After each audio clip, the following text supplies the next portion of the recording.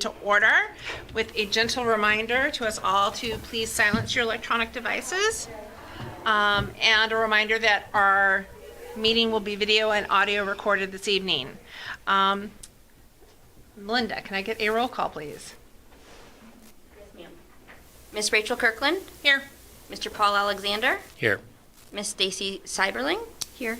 Mr. Carlos Vargas? Here. And Miss Shantae Jones will be absent tonight. Or maybe late. We're not sure yet. All right. Mr. Vargas, would you care to lead us in the Pledge of Allegiance? Sure. I pledge allegiance to the flag of the United States of America and to the republic for which it stands, one nation, under God, indivisible, with liberty and justice for all. All right. Do we have any additions or corrections to the agenda? No, ma'am. Seeing none, can I get motion on an approval of the agenda? Motion to approve. Second. Motion for second. All in favor? Aye. Aye. Aye. Aye. Motion carries. All right, moving on to the consent agenda. I know everyone's had a chance to review that. Can I go ahead and get a motion on the consent agenda? Move to approve the consent agenda as written. Second. Motion and a second. All in favor? Aye. Aye. No opposition? Motion passes. All right, on to Superintendent Spotlight. Dr. Grasser. I like saying that. Good evening, Madam Chair and members of the board. I think this is the most packed house we have had so far, which means you know you are in for some great stories tonight. So I'm going to go ahead and dive right in. First up in our spotlight. First I'm going to open our spotlight. Hang on one second.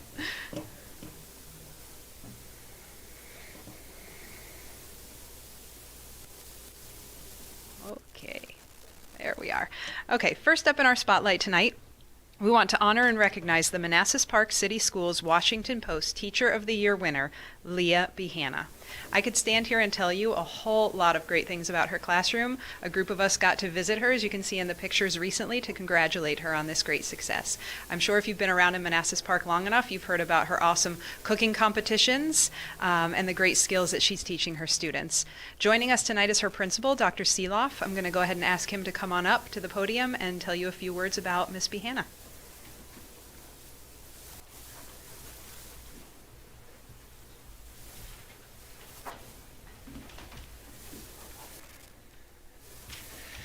Thank you, Dr. Grasser. Dr. Saunders, Madam Chair, and the board. It is my absolute pleasure to present to you Ms. Leah Behanna. One look in Ms. Behanna's classroom while students are working tells the story of Ms. Behanna, the teacher. Students may be reviewing her food safety instructions delivered via pre-recorded videos on their Chromebooks. Others will be in their kitchen labs prepping ingredients for their cooking lab, and others will be finalizing their paper presentations in the form of their pre-lab safety quiz. Ms. Behanna's classroom is always filled with activity where students are actively engaged in their learning, taking ownership of what they need to complete in order to succeed. Ms. Behanna's role is focused on the success of each individual, often through their work as part of a team, be that in the kitchen, the classroom, or focusing on the individual development of goals and vision for their futures. Ms. Behanna thinks of her classroom as preparation for success in life, not just the lesson or assignment for that day. She often has discussions about mental health and wellness with her students, as well as being a class entirely focused on practical skills that are useful for everyone throughout their lives. If you're familiar with many social media posts that begin with, "things they should have taught me in school," Ms. Behanna is the teacher who teaches that in school. Even when the school building was closed, Ms. Behanna worked with the transportation department to set up deliveries to the homes of her students. These deliveries would include usually perishable items needed for students to complete their assignments, which was often cooking dinner for their families. All of a sudden, after delivering these elements, students were submitting videos of them cooking at home, creating meals, all thanks to Ms. Behanna's dedication to create individual ingredient kits. Think Blue Apron, Manassas Park Middle School style. Ms. Behanna's class is one where the product and process is the course. Preparing a meal for your family, creating a quilt or pillow out of fabric and thread, or learning how to budget and manage personal finances, these are lifelong skills for everyone. She delivers her lessons with love and care for every student. And as a department of one, she teaches 75% of the students who attend MPMS every year.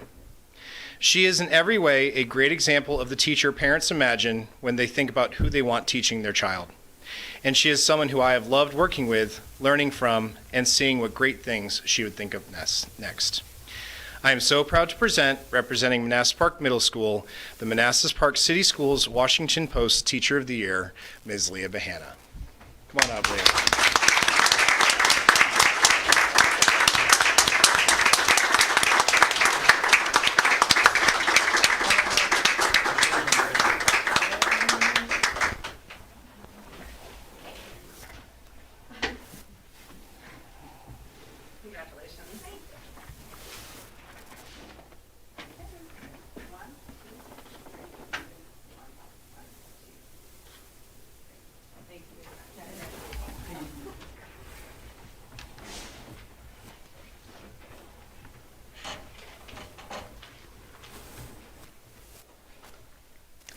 Okay, next up in our spotlight tonight, we'd like to say congratulations to Chloe Meyer from Manassas Park High School for receiving the VBODA Sidney Berg Scholarship at the All Virginia Band event. Now, Chloe couldn't join us tonight. She was very sorry that she couldn't join us, but I think when you hear about a little bit more about this scholarship, you'll understand why we need to take a moment to recognize her tonight. This scholarship is awarded to only one music student in the entire state of Virginia who applies and meets all the criteria required. Chloe was selected as this one recipient of the scholarship from all of the applications around Virginia. Chloe will attend the University of Michigan, majoring in instrumental music education. The namesake of the scholarship, Sidney Berg, served as the manual editor of the Virginia Band and Orchestra Directors Association from 1947 until his passing in 2000. He also served as president of the VBODA and the Virginia Music Educators Association.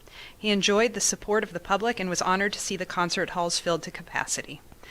From Mr. LeGrand about Chloe. Chloe Meyer is truly a one-of-a-kind student. Her dedication and tenacity exceeds that of most music students who come through the MP Band program. She has made an impact with her presence by just being the caring and ambitious person that she is. Her musicianship, professionalism, and leadership will be missed. So we want to say congratulations to Chloe. I know her plan is to watch this later. So from all of us, congratulations to Chloe.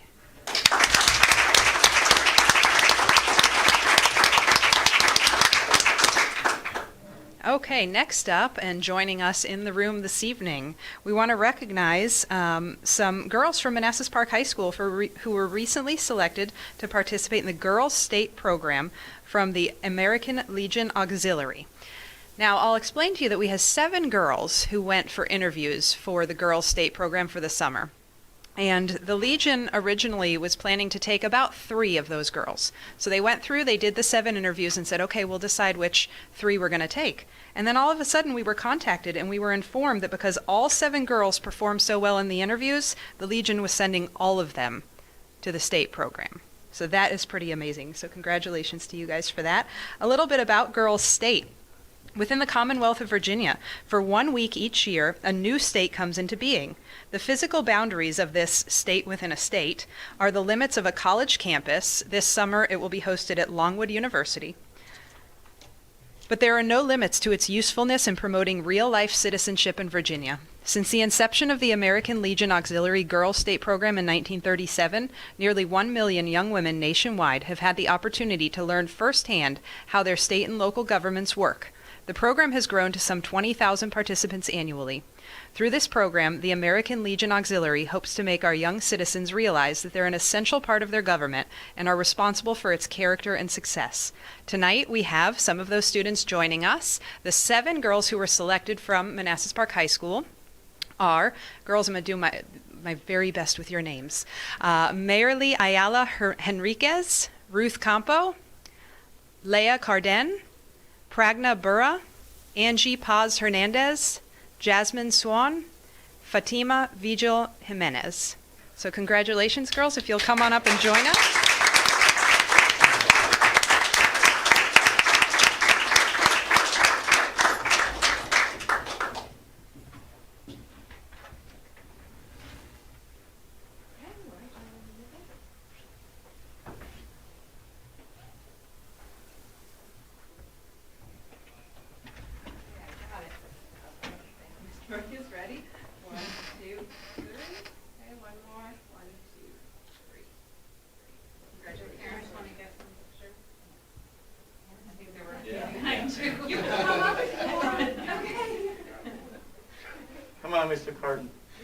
I got my wife here.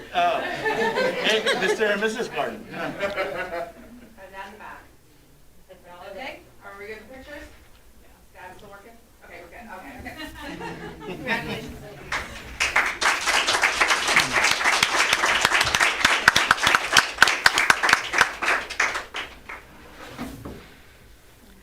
All right, next up tonight, you can see why we packed the house tonight. So much to share. Next up tonight, we spotlight National School Nurses Day that just happened, I believe it was the 11th of May, just within the last couple of weeks.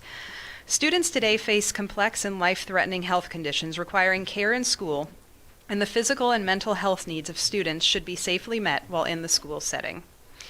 The COVID-19 pandemic has emphasized the essential role of school nurses that they play in students' health and academic success. A little bit about school nurses. They address the home and community factors that impact students' health. Therefore, they have served a critical role in improving public health and ensuring students' academic success for more than 100 years. School nurses understand the link between health and learning and support the educational success of children and youth by providing access to care when children's cognitive development is at its peak. We celebrate and acknowledge the accomplishments of school nurses and their efforts to meet the needs of students by improving the delivery of health care in our schools, helping students stay healthy and ready to learn, and making a positive difference in the lives of children every day. We are so very fortunate here in Manassas Park to have dedicated and resilient school nurses. The pandemic put more demands on our nurses than ever. There were so many moments of juggling, changing guidance, uncertain situations, and the health, social, and emotional well-being of our students, staff, families, and community. Oh, and of course, their own well-being on top of that. They persisted through every challenge with grace, and tonight we want them to know how grateful we are for their work. Just me. It's just me. I am grateful. So we don't have every nurse with us, but I'm going to go ahead and introduce you to every nurse. We have Ann Shaw, our nurse coordinator. And then in our schools, we have Deb Braun, Sherry Washington, Rosie Cardoza, Jocelyn Martinez, Diana Von Vidal, Emily Sacedo, Eva Guy, and Nora Melendez. And thank you so much to Rosie, who provided some of these pictures. I told them it would be fine to see a headshot of them, but I'd really like to see what it looks like with them on the job. So we've got, a little bit of that. Oh, now I don't know how to go back. Oh, now I'm there. All right, so congratulations, nurses. Thank you so much. If you guys want to join us at the front.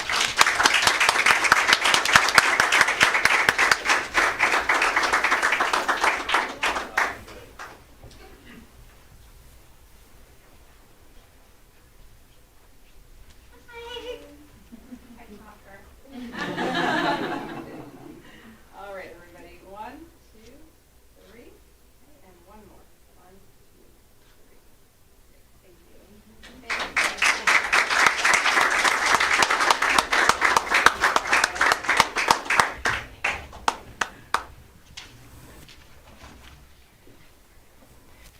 Finally tonight, I just have a quick spotlight update. As you'll recall, back in the fall, we talked about Braden Wentz, a senior from the high school who was a National Merit Scholarship semifinalist. And you can see that semifinalist has now changed to recipient.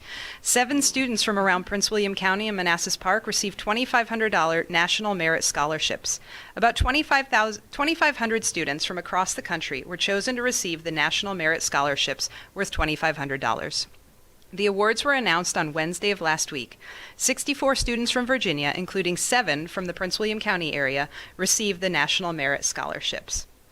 Braden Wentz, a student at Manassas Park High School, plans to use the scholarship to study aerospace engineering in college. So congratulations to Braden.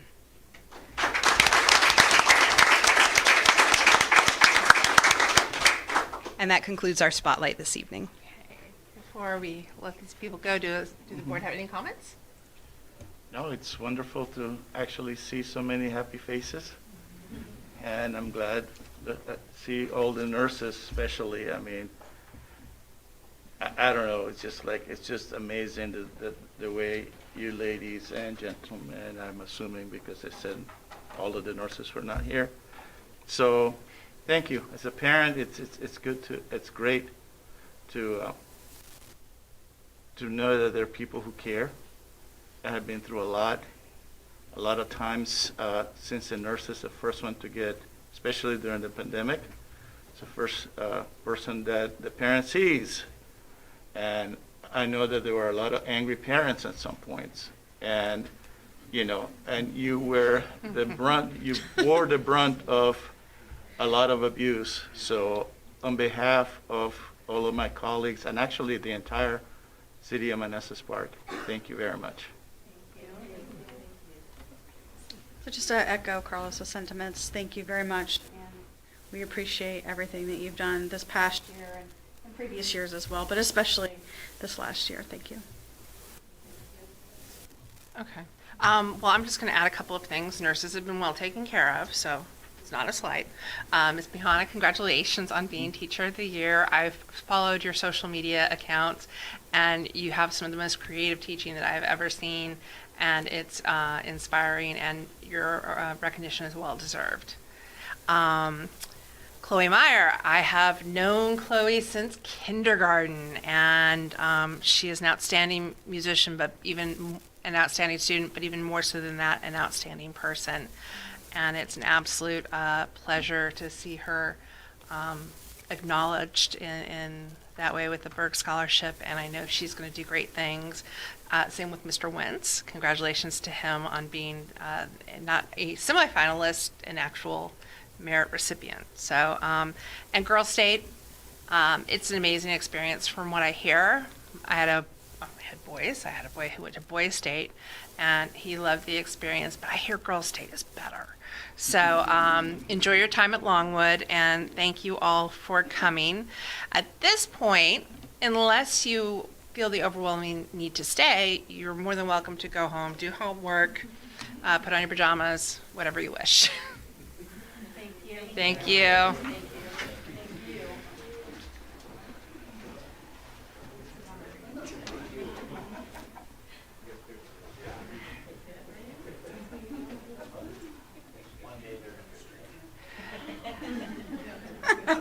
It's not today. It's not today. Okay. All right. As they file out of the room, I'm just going to keep things moving here. Melinda, do we have anyone listed for public comments this evening? No, ma'am, no public comments. Anybody in the audience wish to make some public comments? Okay. Moving on to new business, evidence-based classroom solutions.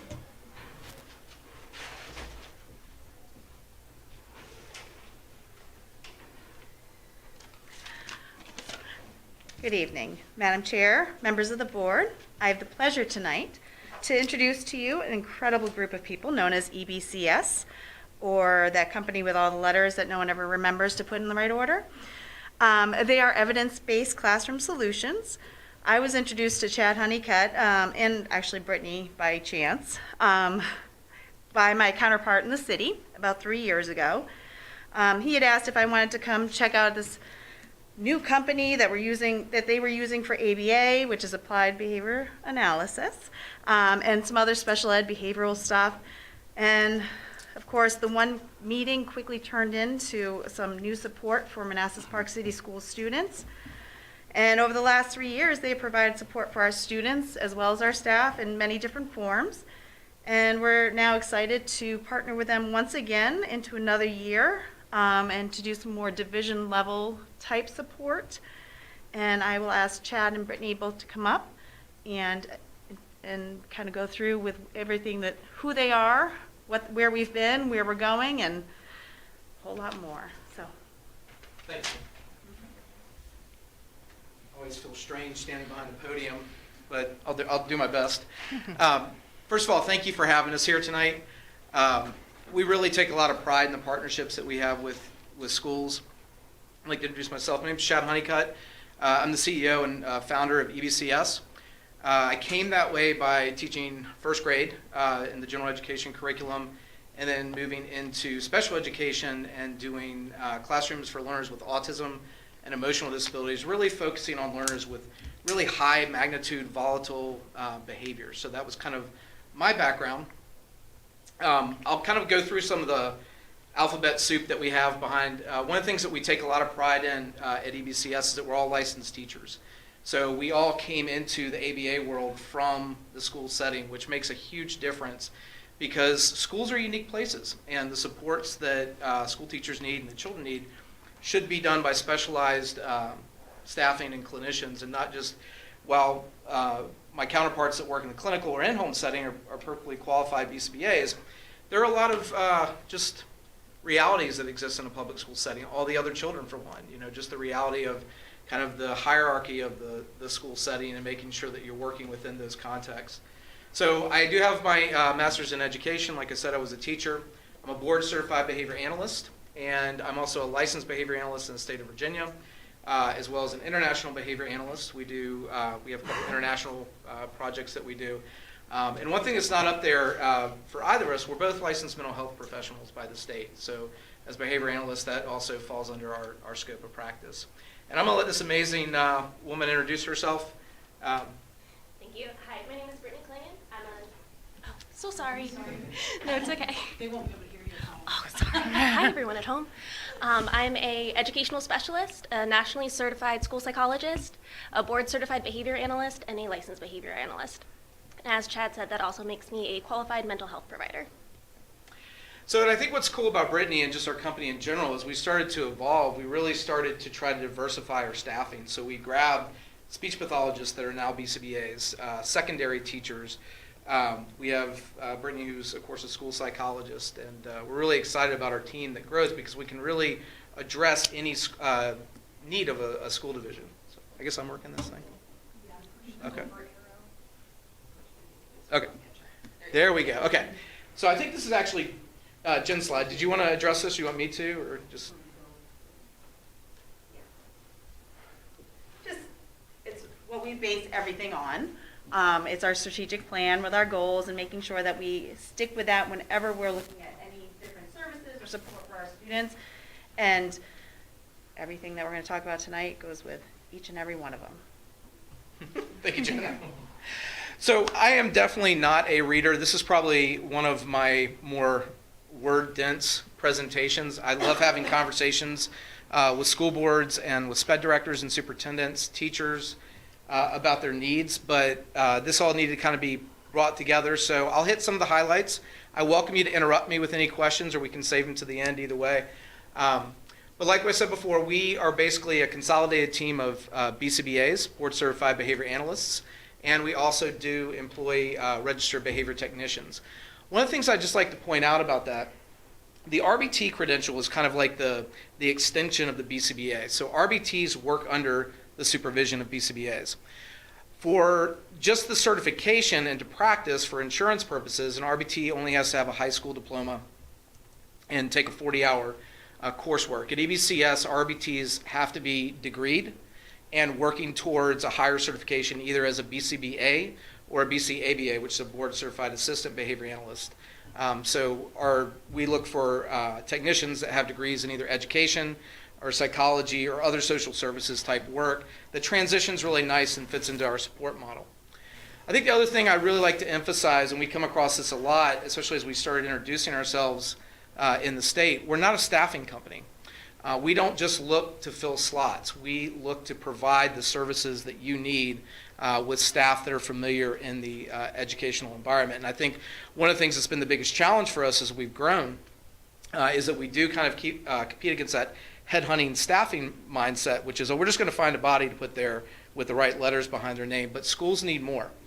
They need to make sure that they have staff in their buildings that feel like they are part of that school division and act like they're part of that school division, but also recognize the needs specific to that school division. So over the years, we've been conducting training public school teachers, and that's really kind of how we got started. We take a lot of pride in our growth. We started the company, my business partner Brian Myers and I, back in February of 2019, so we've grown really quickly. We started with 4 employees, and we are currently have 45 now on staff. But when we first got into it, and one of the reasons why we changed the overall image and design of our company was we were always thought of that autism company. You know, BCBAs, ABA, it all goes to autism. But behavior is anything and everything that we do. Learning how to do math, reading, All those things are human behavior and fall under our kind of practical guidance and ability to kind of teach. So we've developed different programs to support those things. And as we've evolved as a company, so is our logo. And as Jen said, I really didn't think out the name of the company. It should have been a lot easier off the tongue. Evidence-Based Classroom Solutions is a lot to get out, so we rebranded to EBCS. And this is our mission statement. We want to share this with you because it's really important to us. And just a couple words that I really want to emphasize in here: sustainable. There are currently about 1,400 BCBAs in the state of Virginia. I think the last time I checked, there was a little over 2,900 public schools. So the reality is that most BCBAs make quite a lot more money working in the private sector in clinical settings than they do in public schools. So it's like a constant battle to try to find and staff BCBAs in the public school setting.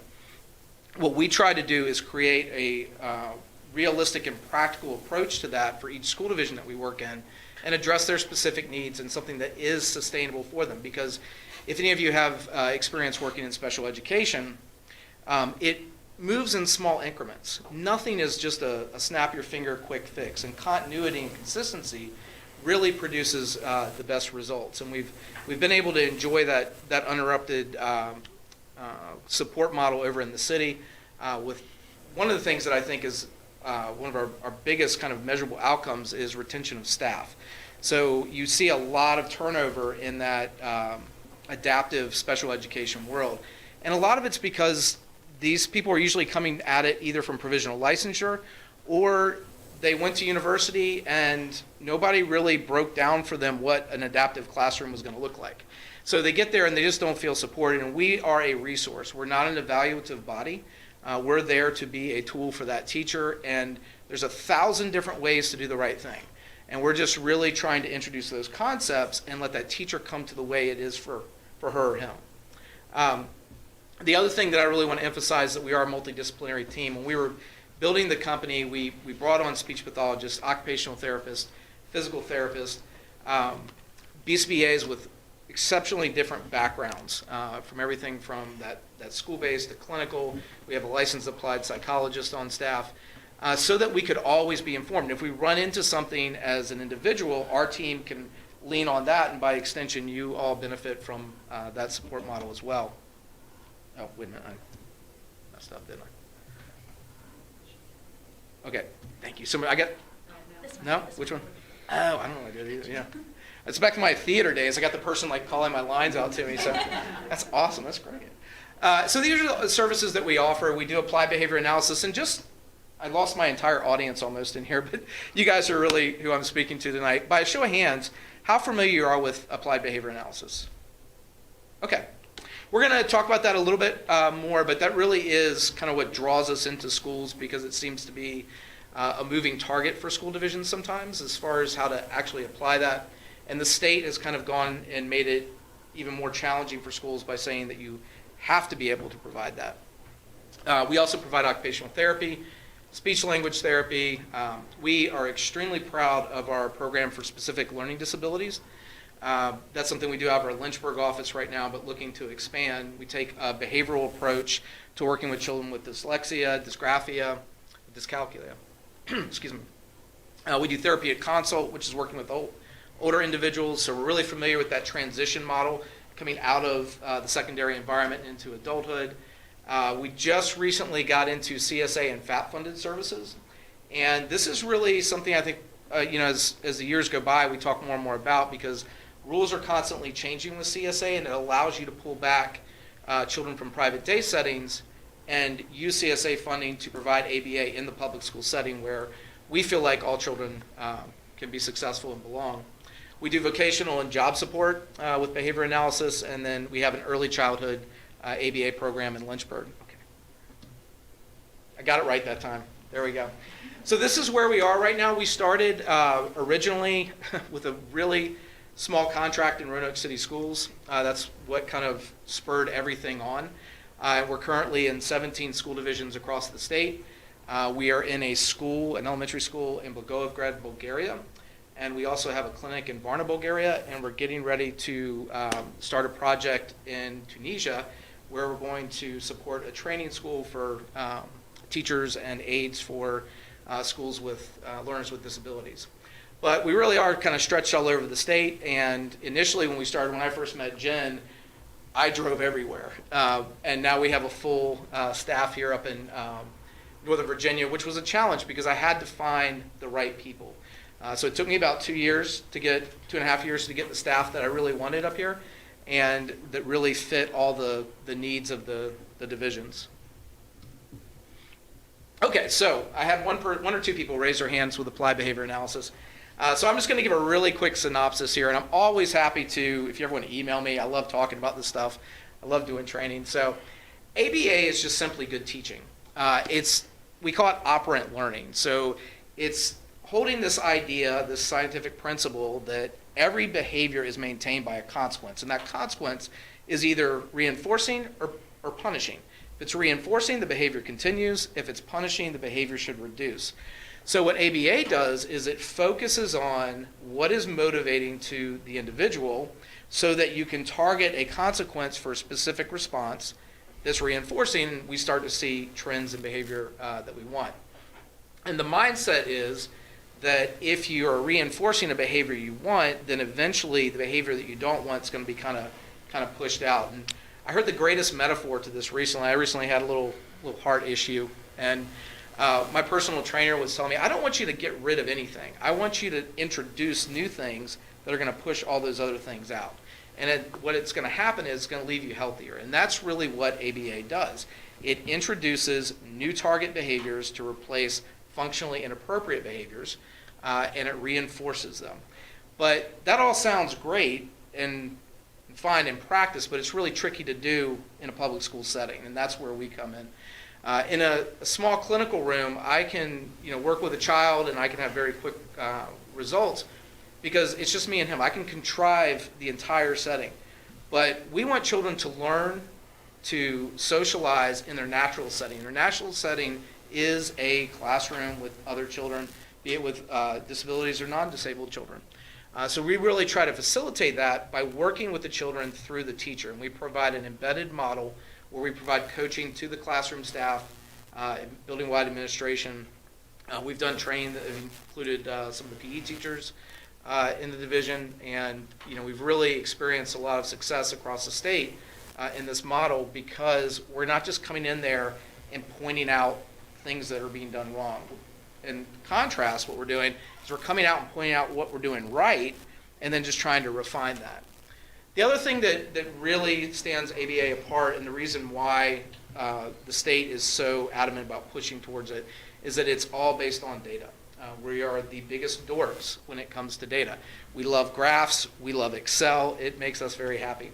But data is just one part of the problem. You've got to make decisions off the data.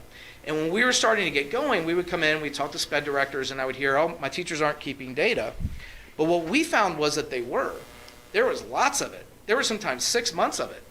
But nothing was being done off that data. So we come in, we kind of help streamline, make that more efficient, and give some kind of tools of the trade to help make decisions off what the team is seeing. And again, we're committed to evidence-based practices. It was so big that we put it in the name. So EBCS and MCPS, I'm sorry, wrong city, Manassas Park City Schools. Like Jen said, it was kind of Brian Masiak over at the city brought us together, and Brittany was the school psychologist in the city at the time. And Jen and I sat down, I kind of gave her my spiel and what we do. And she was like every other SPED director in the state, looking for a practical way to introduce behavior analysis because all the SPED directors are getting pressure to be able to deliver this, mainly because parents are so much well informed now. If you think about all the resources on the internet, parents come in and they use language that's ABA based. They ask you, what evidence-based practices are you doing to teach my son how to use intraverbals? And school divisions need to be prepared and kind of have those resources at hand to be able to speak that weird behavioral language that we have. But also you're starting to see more and more private behavior analysts that provide clinical services coming into IEP meetings with students and with the parents. And it really benefits the school division to have somebody on the other side of the table that also speaks that language. So our embedded support model, like Jen said, we started up about that weird time before COVID, that fall before everything went awry. And we were providing just very minimal support. I think we were contracted for 1 day, but I think we were actually here for 3. And we were working mostly in Cougar at the time. And of course, COVID happened. When COVID happened, we developed this online learning library really quickly as a resource, which your teachers still access to this day. Every year that we've gone into, new teachers have gone in and accessed that learning library. And it's got about 50 webinars that address different issues of behavior, co-teaching for special education, things like that.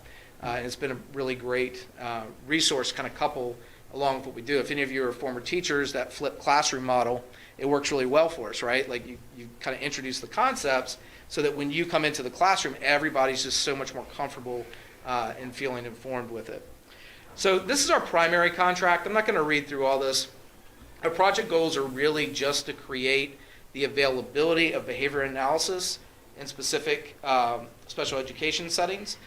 But what we found, especially coming out of COVID, is that we've created this need for behavioral support well outside of special education, especially in transitional grades. So where we're seeing it across the state statistically, that was a lot to get out.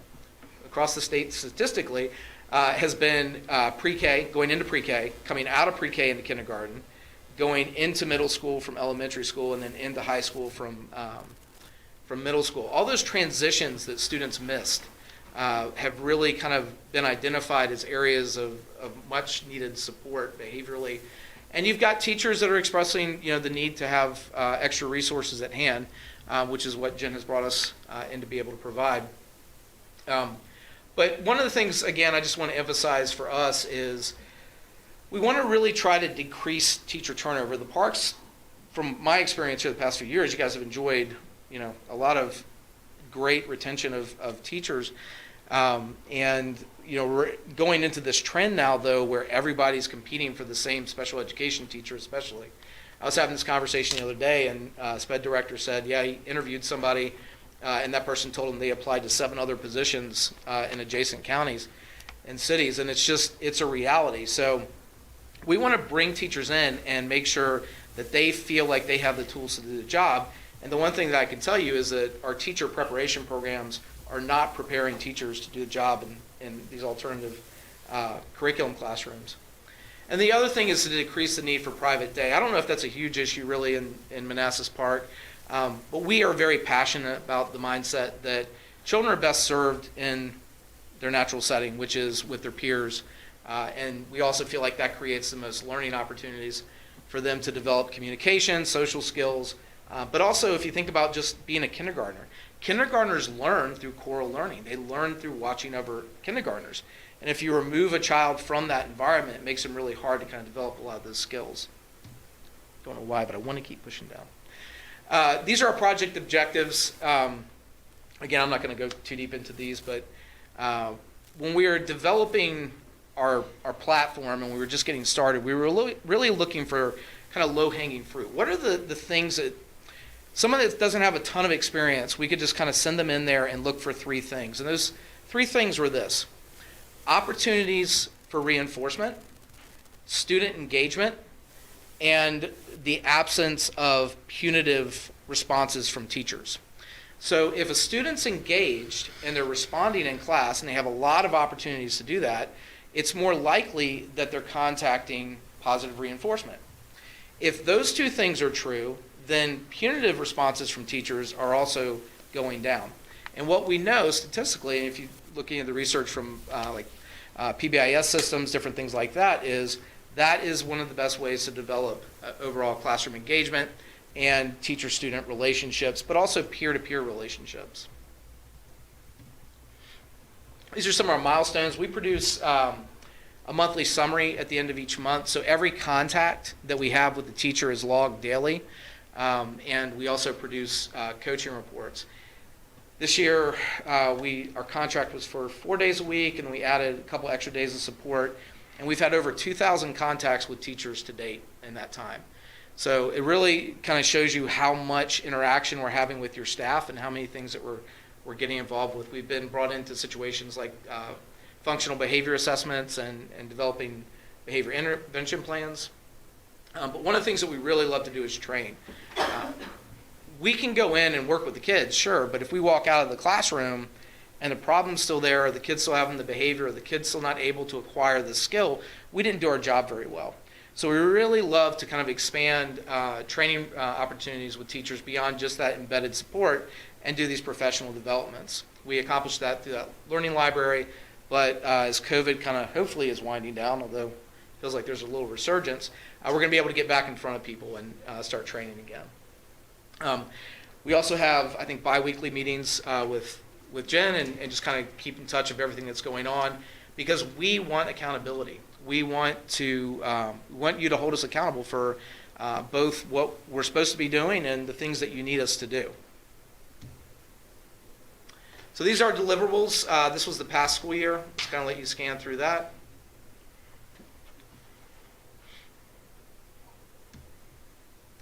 And then I'm going to let Brittany speak. One of the things that we got, sorry, I said I was going to let you speak and I kept talking. One of the things we got brought into was a little bit broader aspect of behavioral support this year, and Brittany will take it from here. Thank you. Yes. So one of the things we saw at schools throughout the division was some Tier 1 challenges. Some teachers were holding students to different rules in some rooms. There were different consequences. There's just some inconsistencies there. So one thing that we noticed was there's some confusion with the code of conduct. Now, everyone has the code of conduct, but it's not exactly written in a way that's easy to follow. So what we did, thankfully the middle school was kind enough to partner with us, so we rolled it out there this year. We created an if-then chart. So we broke down the code of conduct into all the different areas. I have a snippet here for you to see. And then we did an if-then chart to make it very clear what the expectations were for the students as well as the staff. So we rolled this out in March, and what we saw was an initial increase in behavior referrals followed by a decrease. And the increase was expected. There's a few different things that could certainly explain it. One of them would be an extinction burst. So with the rules being more consistently done in other places, some changes in expectations, sometimes there can be an increase in behaviors. Also, we found that some people were writing referrals where they otherwise would not have been. So just making sure the expectations were clear across the board. And then they decreased. And then moving forward to next year, we'll be expanding the first section with antecedent interventions, so things that staff can do before the behaviors even occur. We'll be working with administration at Cougar, MPE, and the high school to adapt it specifically for their grade levels. Certainly what happens at Cougar is very different than what's happening at the high school and the different expectations. So we'll be refining it for each of the schools. And we've also been working with the student assistant program specialist to streamline risk assessments, threat assessments, and safety plans into a similar format for next year to make sure they're easy to use and easy to follow for staff. So that kind of leads us into our coming years. What we have proposed to the division and we're looking forward to provide is 2 BCBAs, full-time BCBAs, 4 days of support, which is extremely difficult to get. I know some divisions that have 4 times the amount of schools they have in their division that they're unable to obtain BCBAs to support that kind of resource. This is our basic embedded support model where we're providing that coaching and modeling of evidence-based practices. We do consultative support for IEPs and FBAs. And we really, again, are trying to create a lot of data for you to use moving forward to make decisions about what trainings do you need to provide the staff, what resources do you need to provide the staff, perhaps curriculum that needs to be put in. Those are all things that kind of can be teased out from the information provided. Yes, ma'am. I wanted to just ask a question for clarification, Okay. although I'm familiar with the term. FBAs and BIPs, can you explain a little more what those are to people who might not know? Sure. FBA is a functional behavior assessment, and it's coupled with a behavior intervention plan, which is a BIP. So FBAs are mandated if a child with a disability is suspended for 10 days or more. IDEA, correct? And when that happens, that child has to go what's called manifest determination, determine whether or not the behaviors that led to the suspension were a manifestation or a result of their disability. If it's determined that it was a result of that, then FBA is mandated by IDEA, or individuals with Disabilities Education Act. So every FBA should be a good look at the reason why the behavior is occurring. What is the payout for the student? Is it to get attention? Is it to access something? Is it to avoid something? Or with some of our learners with autism, sometimes it's more that automatic type reinforcement. It's really an oversimplification, to be quite honest with you, because behavior occurs for usually more than just one of those reasons. Or sometimes one instance of behavior is occurring for that reason, and another it's occurring for another reason. The behavior intervention plan is saying, okay, well, we know we have this student, we've kept data on it, they're having trouble staying engaged in class. So what is our behavior intervention plan? What is the new skill that we're going to teach to replace the problem behavior? And what you're seeing now is just kind of a strange trend in where parents are asking more and more for these things, and we're actually, as BCBAs, trying to encourage less and less, because they're not always needed, and they're really a formality that certainly they serve a specific aspect, but they don't need to be applied to every behavioral situation. But I have worked in school divisions where doctors have written on a prescription note and sent it into the school, the child needs an FBA. Well, that's not really your decision, but okay. So it's, again, schools are trying to, it is a product of applied behavior analysis, and schools are trying to figure out how to meet that need. It really should be a project that's a team kind of guided with that behavioral focus and, the background of behavior analyst. But it is something you're seeing more and more of. Another recent occurrence that has developed is that the state's mandated if you feel like a student is going to need to be restrained or in any way isolated, then you have to have an FBA done and included in their IEP. So that was some legislation that occurred a couple years ago. Does that answer your question? Yes. I could do a whole hour seminar on FBAs, but I'm going to stop right there. But I appreciate the question. We are, one of the things that we forget sometimes is that we have all these acronyms, and for fluency, we kind of roll through them sometimes, so I appreciate you stopping me. But yeah, again, teacher coaching.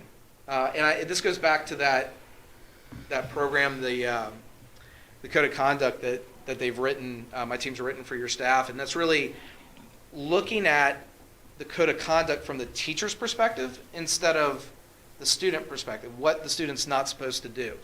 I really interact with a lot of university education departments, and one of the things that I tell them they should always have is to teach teachers how to understand and implement school division's Code of Conduct. There's no coursework on that. But teachers come in, there might be a professional development at the beginning of the year that everybody's getting back into it and trying to obtain all this information on a bunch of different things. But we really don't give teachers a clear expectation of what their behavior looks like. And that's what was written by your team here from EBCS. And it's been met with really good input from the teachers and the administration. All right, so school-wide behavior support model. This is something that came out of that Code of Conduct support. Jen approached us, and every school division is trying to figure this out. How do we support not only behavioral needs, but also kind of overall well-being, mental health issues that students are having? But not only students, teachers, staff, bus drivers, cafeteria workers, everyone inside the school is kind of absorbing this reality that we've come back from COVID, and everybody is trying to yank schools back into pre-COVID reality, and that's just going to be a really hard thing to do. So when we were trying to tease this out, we were trying to think of the way we could best apply our behavioral approach to this. There's a subsect of behavior analysis called organizational behavior management. And what it was designed to do was to increase efficiency in private sector workplaces, to increase overall employee satisfaction, overall employee wellness. So we were looking at different trends that we could come in and support this. And this is really being rolled out kind of as a pilot program, but it's to develop training and implementation of school-wide support. And the idea is we're going to work on the machine instead of the product that's coming out of the machine. So if we feel like if the teachers are feeling healthier and better about their jobs and supported, they're going to be able to address some of these more kind of significant behavioral needs that they're seeing in their classroom. Focus is going to be a place of overall wellness and staff that participates. And what we're really trying to do is link everybody together to all the resources that are already here and identify any that maybe need to be introduced. And of course, we do that through data. So the first phase of this was we're conducting some surveys throughout the school divisions, looking at each school as an individual school, conducting some surveys with the administration. We're going to do instructional staff as well. And then ultimately, my hope is on some level we could do a survey with the students and get some input from the students as well.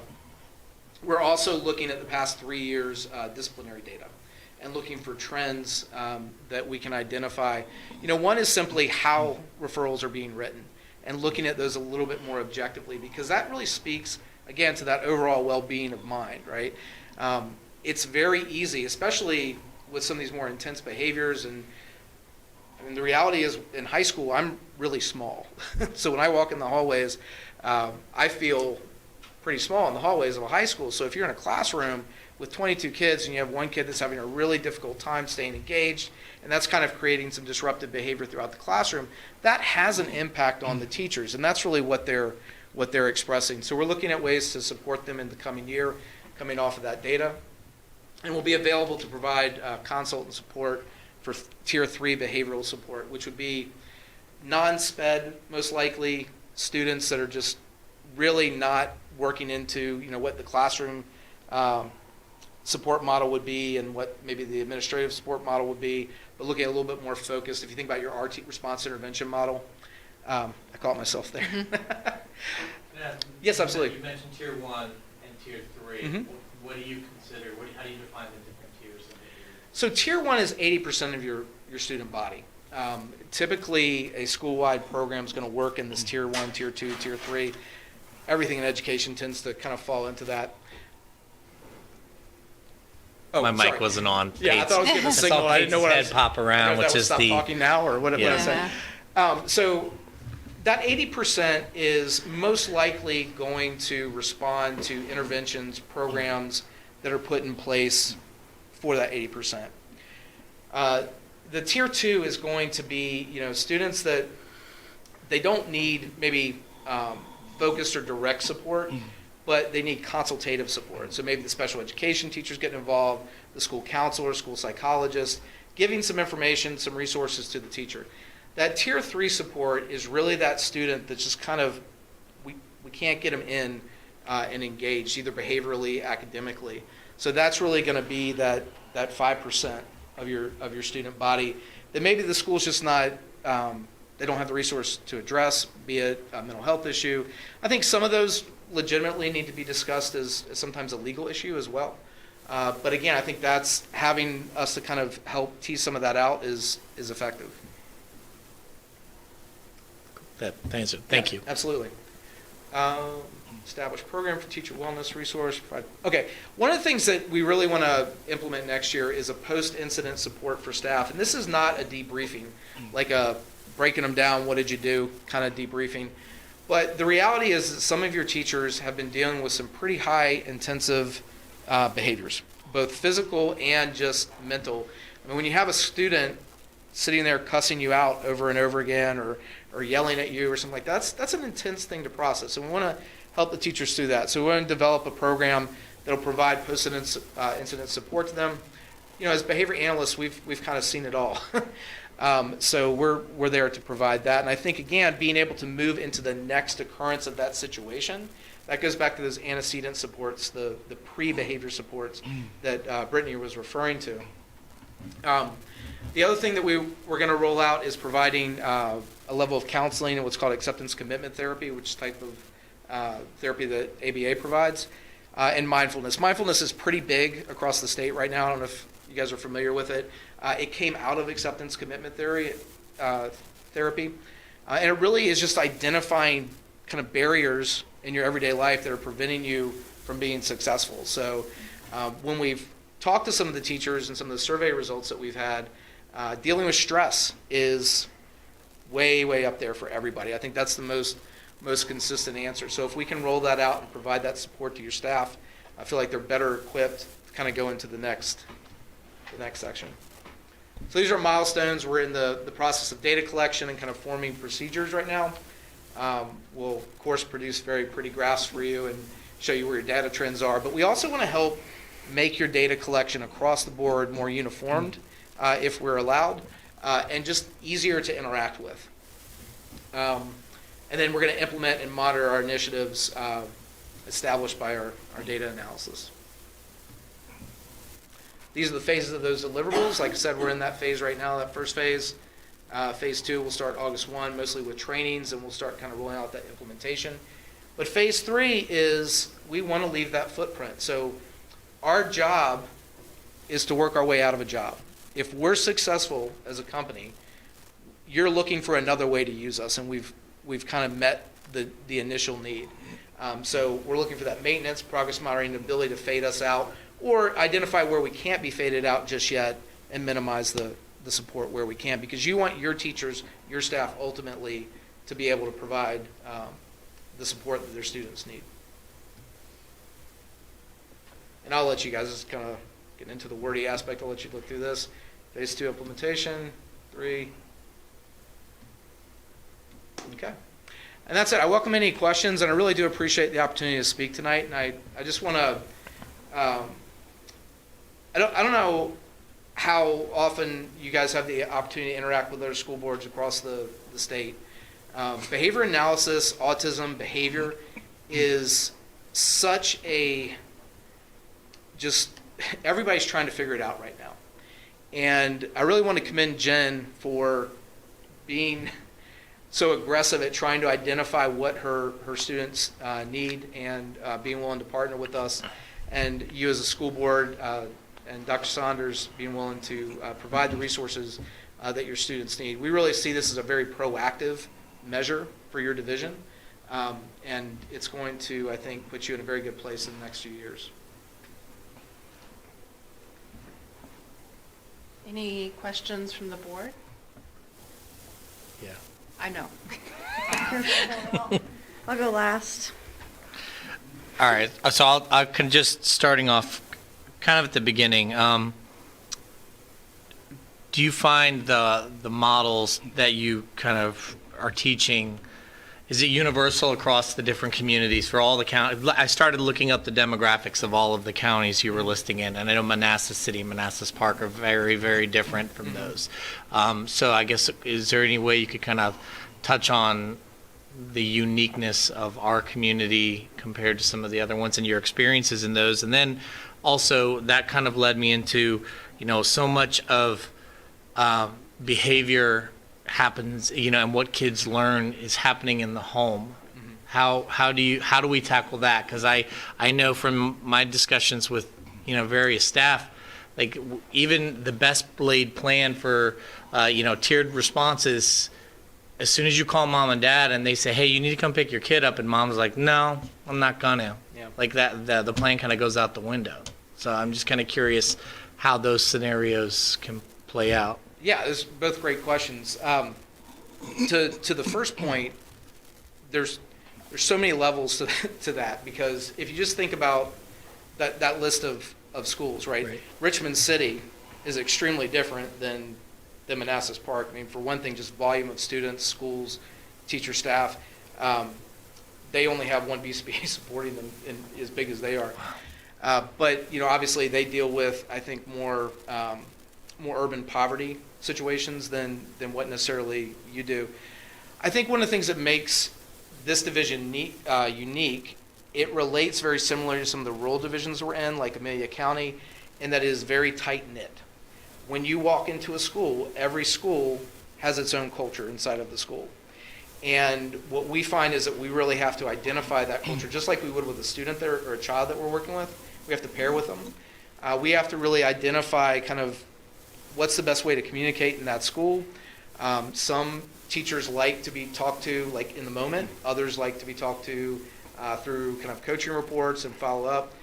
But I think that the thing to me, and Brittany obviously spends a lot more time in your division, and I'll let her throw out a response to this as well, is just the closeness of everyone in the school. And that's a fairly unique thing from some of the divisions, but it feels more rural than what it is to be sitting, right here in Northern Virginia. Great, yeah. But I think the fact that you have just the 4 schools, makes that possible.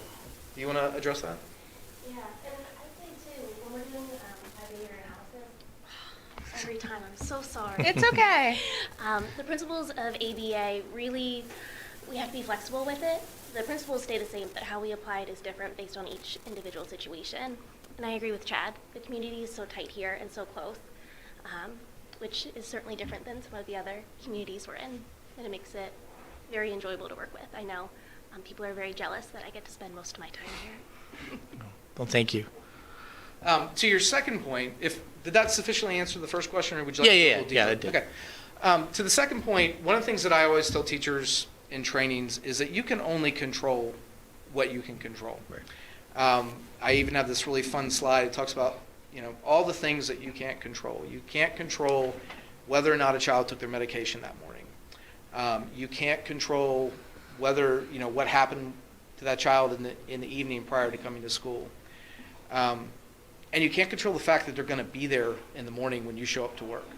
And so whether or not, there are needs, and undoubtedly needs in the community and in the homes for sure to support parents and community, that's a definite answer. But we also have to kind of keep focusing on what we can control. Right. And I think sometimes, to their credit, teachers are always trying to do 1,000 jobs. They're trying to be social worker. They're trying to be a nurse sometimes. They're trying to be a teacher. Sometimes they're trying to be a parent, especially for some of our younger students that just don't have that. And it becomes very overwhelming to them. So one of the things I just, again, reiterate is control what you can control. You can control how you respond to a student that's having a big behavior. You can control what you model. You can control your tone of voice. You can control how fast you move to a situation. The reality of most behavioral situations in a school is that they start off a certain way, and then we respond as adults. And how we respond determine the trajectory of what's going to happen next, and what the outcome's going to be. And often, especially for kids with, coming from trauma situations, kids that have been in foster care, just having challenges in their lives, sometimes those things that we think we're being kind of punitive in our response to is actually reinforcing to the child, because it's attention regardless. It's not really the kind of attention we would want that child to desire, but it is attention. So there's often the kind of this need to retrain some in the school. I love doing parent trainings. We created, and your school division had access to them. We rolled them out during COVID. We have a YouTube channel for parents that they have access to. It's completely free, and they get principles of behavioral support. We're looking at refreshing some of that, because the original intent was parents all of a sudden became instructional assistants, and it was really designed with that in mind. And now what we're trying to do is create a little bit more broader support for parents through that channel. I think you keep doing what you're doing. I think you identify data that indicates what other community-based supports you need, and identify the resources that you can access to provide those supports. But I also think you have to stay focused a little bit. As a school board, you're focusing on kind of the schools, and then we need to take into account, certainly those things are happening outside of them, but I think sometimes teachers feel lost in the shuffle a little bit with that, because they are dealing with so much. So I think the question itself just speaks to how cognizant you guys are as a board of the need for wraparound services. I think where school divisions struggle is identifying sustainable wraparound services. We don't particularly go into homes. We do some CSA support and those kind of things, but there are a lot of entities out there that provide in-home services. But I think one of the conversations that often needs to be had is sometimes those can be at odds with the school sometimes. Thank you. Yeah.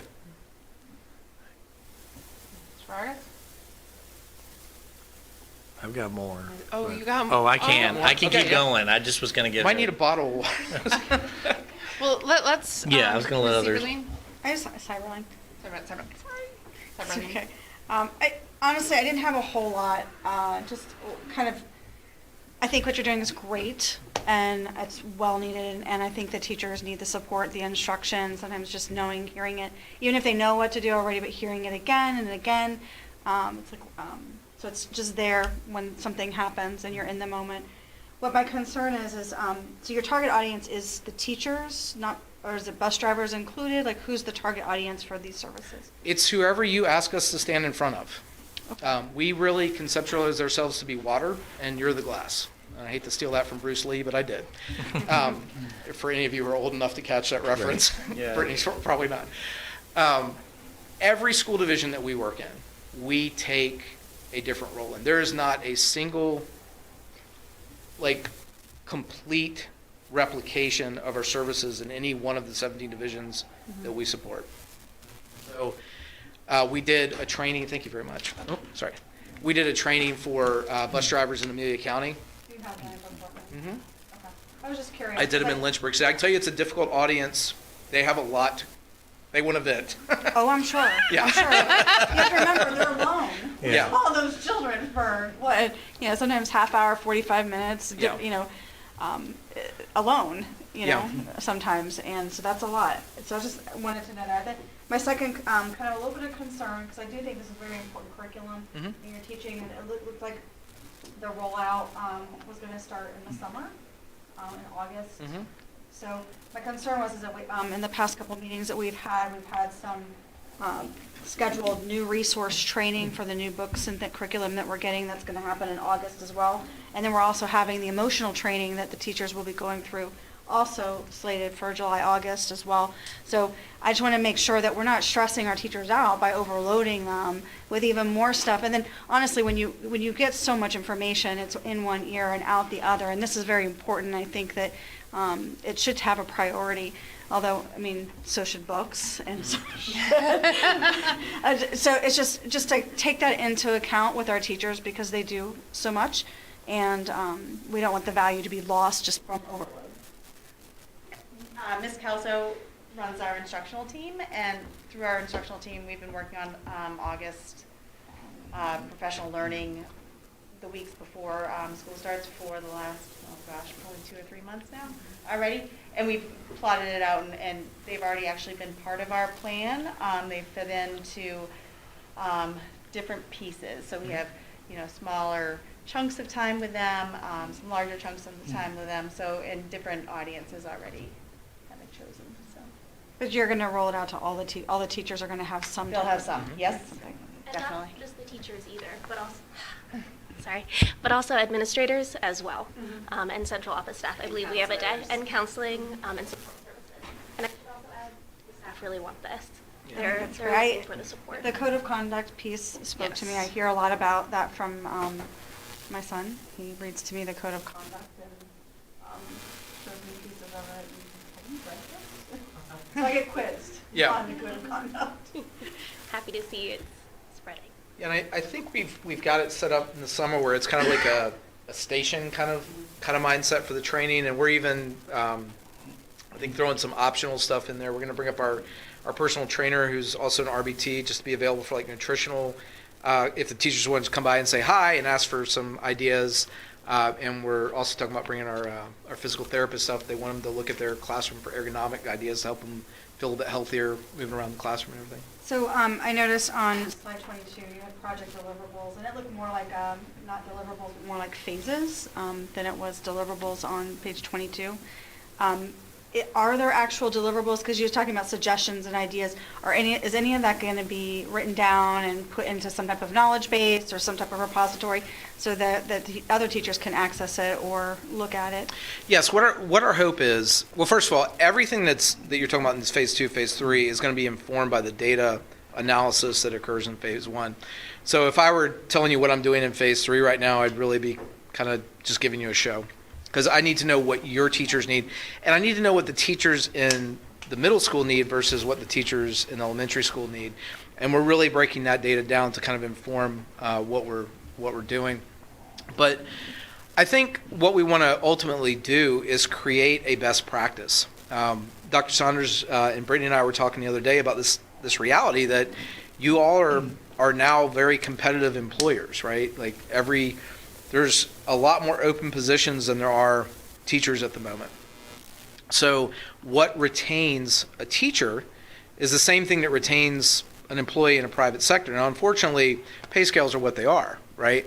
They're a reality of the educational system. But if you do a lot of research and just kind of overall employee satisfaction, what you'll find is other factors are more important to employees, especially younger employees, than just what they're making. Obviously, vacations are great, but what other kind of wellness programs that you have? You know, my own company, we provide a personal trainer to our staff. We provide physical therapists, things that make them healthier and take into consideration their needs as well. So what we'll be identifying, I wouldn't say is like a mandate by any shape or form, but we will bring you a collected works of suggestions that we feel like would make you stronger in retention of your teachers.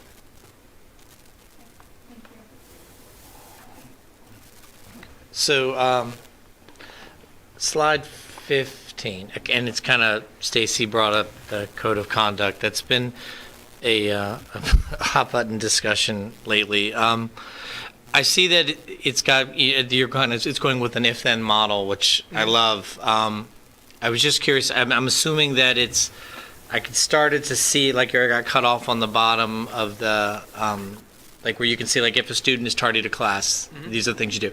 And then I think it says if a student is, tardy 2 or more, so I'm assuming there's an escalation path that will be identified, and, along with, aside from what the teacher is doing, is there going to be recommendations to administration? Are we going to have a kind of almost a playbook, for lack of better terms? That's our hope, a matrix, right? And I think that's what's missing. I remember my first year teaching in a public school, and I came out of the private sector. I was an engineer before I went into education, and I was just shocked by the massiveness of the code of conduct for an elementary school. And I was thinking to myself, wow, okay, this is telling me everything that I can expect a student to do wrong. So just from a mindset standpoint, that's a challenging thing kind of leading in, because all of a sudden we're looking for the student's maladaptive behavior. We're trying to frame it like you said, like a playbook of, okay, not to continue the sports metaphor, but if they line up in this defense, here's the audible that we're going to cause. Right. All right. So it is it's taking your code of conduct for your division. We didn't change that. We just put it in the perspective of the teacher. So that they knew kind of how to escalate through those things, and it would go into kind of administrative responses. But I think I can't remember who mentioned they had teenagers. Yeah. For me, like one of my most frustrating things with my teenagers is the cell phone rules at school. I'm from Lynchburg, so this doesn't apply here, but some of the teachers are totally cool with it. And some of the teachers, it's not so much, so there's these two very different responses. And going back to your question about the tiers, right? 80% of the students are okay understanding that. They can work through that. But a child maybe with a reactive attachment disorder or who has trouble understanding certain cues doesn't understand why it's okay for me to do this in this room, but not in this room. And that's usually what leads to a bigger kind of event, behavioral event. Gotcha. So. And if I could add as well, we've been working with the administrators at all of the buildings to include their policies and procedures. So one thing that we found is there might be a policy about attendance in one place, but the policy for if a student says something that might be a risk assessment, all of these things are in different places, which makes it really hard to find what you're looking for when you need it. So we're working to compile it all together in one document with hyperlinks that makes it easy to use. So staff aren't like, gosh, I know there was an email about that. Where was it? Who sent it? It's, here's the document. Here are all the procedures for everything, and here are the links for the important things I need, so I know who to contact and when, to make it much easier for everyone. And then ultimately, too, referencing as we kind of train how to write those referrals. I mean, hopefully our referrals are going down, but schools are schools and students will be students, and we're going to have referrals, but referencing and kind of using that same language coming out of the code of conduct Because if you look at the referral data, there is a lot of inconsistencies just in how certain situations are addressed, or how long a teacher allowed a certain situation to go before it was addressed. Whereas in another situation, it was an immediate, it happened, and then the referral happened. So again, those cues are really important. I think kind of creating an understanding and a flow that helps with that decision making. And like Brittany said, the hyperlink thing is just super cool. Like that document can be a living document, which makes it a lot more easy to edit as you need to edit and address other things. But you just click on one thing, it'll take you down to the next. And they've done a really good job putting that together and rolling that out. Paul, can you repeat your question, the initial question that started all of this conversation? Something about the code of conduct, the if-then. Can you say it again? Your question? What was your original question? Just the establishment of the if-then, and as far as, we have the behavior of the student, the teacher documenting it, and then kind of, is there another escalation to how the administration handles the outcome of that, kind of and then the tiered level responses associated to it? When you first answered, you said, I would hope. So why hope? Why aren't we doing it? What would stop us from doing that? Why are we just hoping? Like, I didn't understand. Is it just because we're not working towards that, or is that something we're working towards? You'd have to refresh me to what I said afterwards. I'm not really sure what I hoped for. So I would hope that we would move towards that, but I didn't understand. Is that a goal? Is that part Yeah, of it's absolutely a goal. Yeah, just a soft way of saying it. One of the things I've learned working in schools is that hammers are usually not a very effective tools. So I think you have to be cautious about presenting things sometimes as absolutes, even though that's kind of the goal that you're working towards. I have a complete plan. Yeah, but there was something standing in your way, like that it was that if we, helping. I know that's something. I think that I'm sorry, I didn't mean to cut you off. No, it's fine. No, it's fine. But I think what's standing in the way potentially is exactly what hasn't brought out the rollout of this, and that's just continuity. And I think that in the conversation that Jen and I have had is that starts at the division. We see the division as kind of the trunk of the tree, right? So if the continuity doesn't go up into all the supports and the expectations are the same in every school, it's not going to work. And that takes a lot of finesse. I mean, because there are one of your greatest strengths as a division, it can also be something that you have to work around from time to time, and that's people have been here for a while. Yeah. And any time that you change direction, if you do it too abruptly, even if it's ultimately kind of in the focus of the best interest of the staff and the teachers, it can be met with a lot of pushback. So that's why the soft language there. I mean, that is where we want to go for sure. But it takes kind of getting all these entities that are involved in that overall support model on board. And if I could add too, part of it is just making sure we're being very clear of the expectations, as well as setting our administrators up for success. Right. By having the continuity for the staff, when a staff member goes to administration, they're able to be a little bit more prescribed, as opposed to, this has been going on for X amount of time or longer, depending. So making sure people are going to them at the same time and setting them up. Certainly we want them to be able to be flexible because all situations are so different. And one of the things we are doing is doing a code of conduct if-then-like document for administrators and counselors for safety plans, risk assessments, threat assessments, so that they know the clear expectations in a user-friendly way so that they can follow those procedures.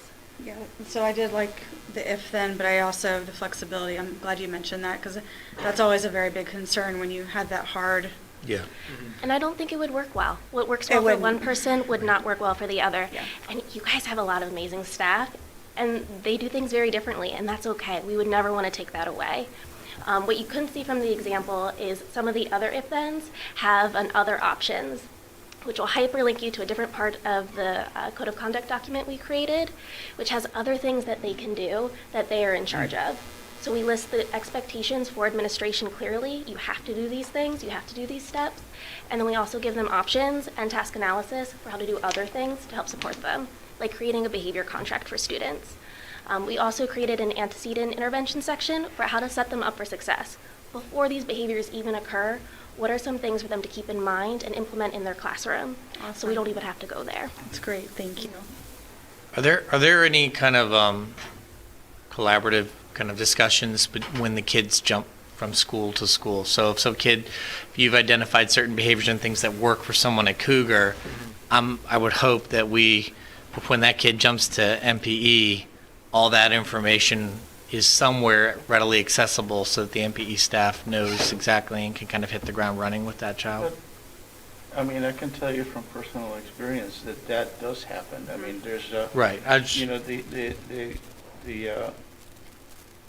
The counselors and everything, especially when you have a child in special education, all that information goes, and there's an exchange of information that happens when that kid jumps from one school to the other. Right. Well, yeah, no, I would imagine if kids are in SPED or with an IEP, but I'm just curious, like, even, sometimes there's kids that just they don't have an IEP, but there are certain behaviors that we've identified, like it's those kids kind of in the middle area that I'm curious if when it's not as structured. I think a really good model for what you're referring to is what the best application of that I've ever seen is pre-K to kindergarten.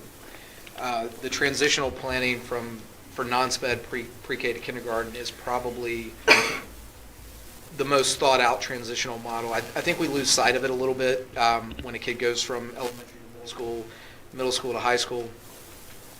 Just in everyday situations, and there's such dynamic changes to environment and kind of social reciprocities and things.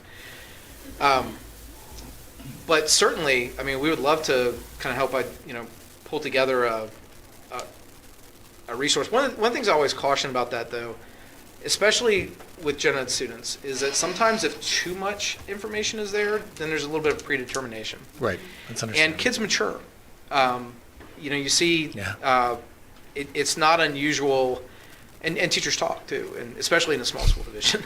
So it's not unusual for there to be a predicted outcome, and often we kind of work ourselves into that outcome as teachers.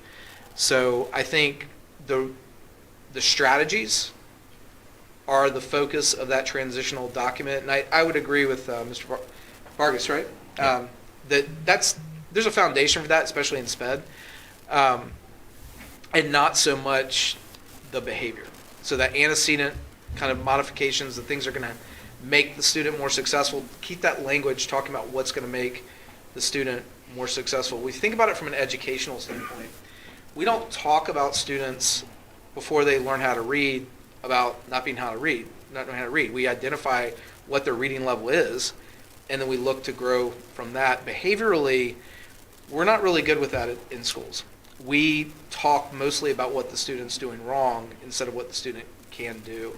So I think the idea has a lot of merit as long as it kind of lives in those strategies, and it's not just kind of passing along a subjective view of the student that follows them along. And then the last, this isn't even more of a question. I'm just kind of I'm looking for your opinion. I drove 3 hours to come here and see you today. I just got out of the car. So we've, I go all night. all of us being members. Yeah. What'd you say? I can get violent Yeah. if you continue. So we're all members of the community here, and we've all, and one of the things that we've been dealing with a lot this year is fighting. Yeah. And the reason I'm bringing it up is since you have so much experience in other districts, I just think there would be value in the 8 people watching at home to hear what are your experience, what are you seeing in other districts? Because everyone's like, oh, what's going on in the schools? It's getting crazy, and I'm just curious, are we on an island or is it everywhere? You're not on an island in any way, shape, or form. Okay. I can tell you, and even school divisions that we're not in, we have other contacts through them and keep tabs on things. It's something that is a reality of the educational environment right now. And I think one of the things that you really have to take into account is you probably see more of it in the secondary environments. Yep. And fights usually happen for, I think back when I was in high school, I grew up in Virginia Beach and went to a pretty rough high school. There's always something kind of fueling that fire, and it's kind of hard to identify what what those causes. You know, some school divisions it's gang related. Some there's a guy involved. You know, and it's a kind of a romance kind of thing that started it, or somebody's prom date. It's you know, it's sometimes it's stuff, and I honestly don't know if this happens here, but we see it a lot in some of the more urban cities where stuff comes in from the school bus stop. You know, and my dad doesn't like your dad, so I don't like you, kind of thing. And it's really hard to kind of get a hold on that. I think that some of the situations I know you guys have had this year are pretty significant and warrant really looking into. But I also think there needs to be a discussion kind of broadly, and we would ideally be part of that discussion of what the difference is between rule-governed behavior and law-governed behavior. I mean, there is a difference, right? And proactive is kind of always the best. So, I mean, if it were me, I would really be addressing,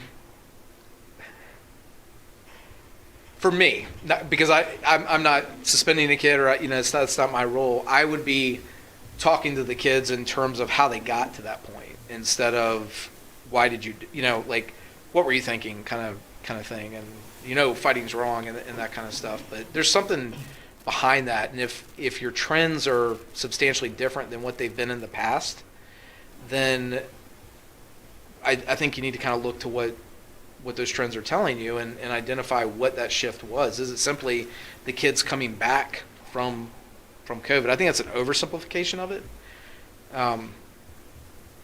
But I can't answer specifically to, right. But that's my instinct. But the one thing I can assure you is that from a behavioral standpoint, you're not on an island at all.